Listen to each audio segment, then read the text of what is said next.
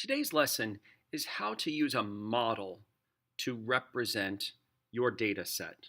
How do we take a mathematical model and use it to make conclusions or observations about a data set? So this is a real data set from a few years ago where I took the Geometry 1 final exam scores, and when I graphed them, I noticed an interesting pattern that I thought would be useful in AP statistics. So these are real data. The first thing that you want to do, if you have not done so already, on your paper and on the screen, you can see the 28 exam scores. I have put them in numeric order, but they don't need to be in numeric order. Put them in list 1 on your calculator and save it into a list named GEOXM for geometry exam. We will use these data again, so it will be handy to have them. So a couple of things about your calculator then. Based on our previous lessons, something that you might want to consider, if you press Stat and Enter, based on our previous lesson, you will likely have data in list 1 or list 2. So before you do anything else, I would clear these. Don't delete, clear them. So for instance, from list 1, if you press the up arrow and highlight the name of the list, then press the clear button under the arrow keys and press the down arrow, you can clear the list.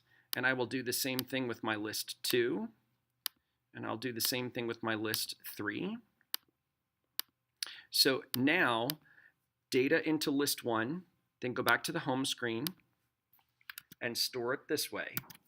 So from list 1, store it into the list GEOXM. So once you have done that, pause the video, do that, and then we'll talk about how to plot it and how to interpret it as a histogram, and then we're going to make a model of that histogram.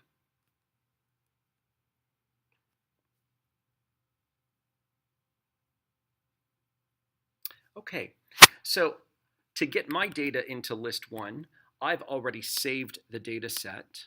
So what I'm going to do is scroll down to the data. I didn't type it into list 1. I've done that previously.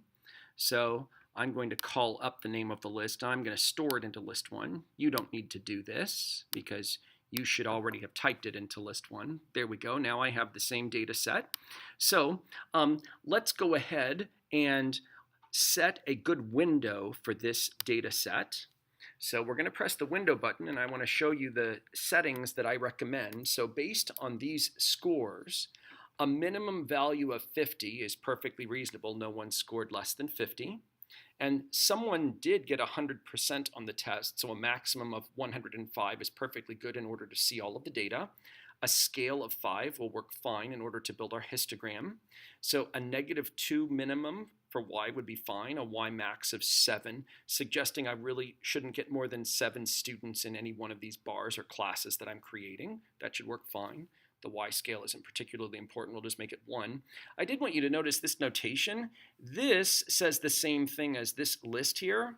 So in other words, for the x values, this is the minimum, this is the maximum, and this is the scale I want you to use. So for the y values, here's the minimum, here's the maximum, and here's the scale that I want you to use. So this notation can be really helpful as a way just to kind of simplify the communication.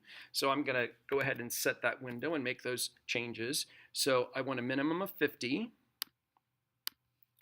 So a maximum of 105 is what we suggested. So a scale of 5. So for my y minimum, -2 is perfectly acceptable. 7 is plenty good for the y maximum.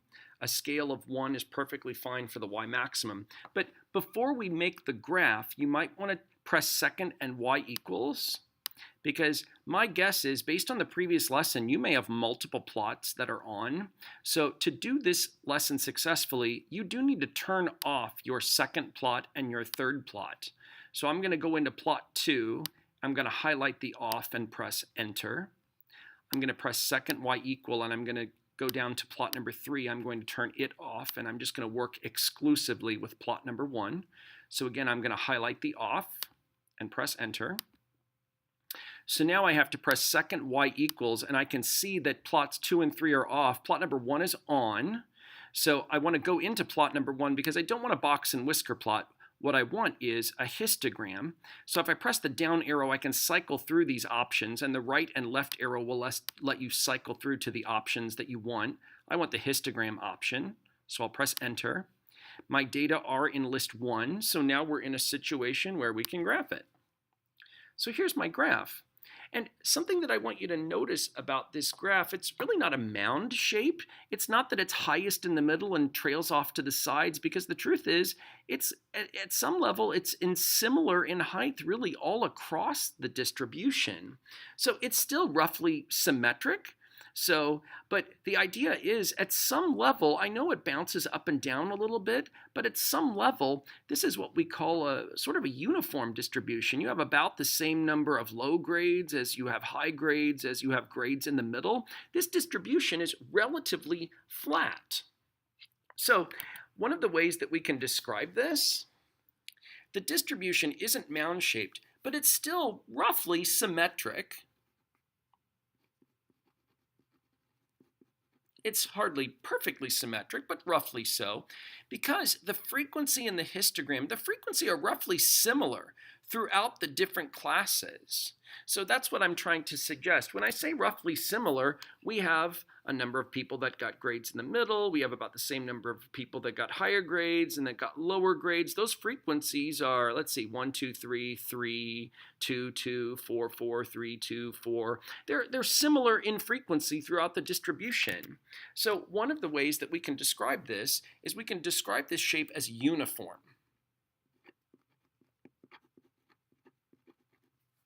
Now, we can make observations about this data set by using the actual data, so the actual data is above. However, we can get similar observations by making a model of the data, and that model is what we call a density function. So we're going to make a density, D-E-N-S-I-T-Y, a density function that mimics these data. Now, a density function has two characteristics. It is a function. We can use function notation, f of x notation, to represent it. But density functions have to satisfy two conditions. So the first condition is that the outputs of the density function must be positive. So what that means, when we create this density function on our graph, all of the values of the function that we create, they all have to be above the horizontal axis. They all have to be above the x-axis. So the other condition is that the area between the function, so between all of those positive values, the area between the function and the x-axis, that area must equal 1. So the idea being, I want a function that represents all of the data set. I want it to represent 100% of the data set. And to do that, we're going to represent that 100% by using an area of 1, 1.0. That represents 100% of the data. So in the next video, we're actually going to build the density function, and then we're going to look at how you can use it in order to make observations. And you'll see that those observations are often very similar to what you get by using the actual data. Sometimes it's just easier to use the model rather than the actual data.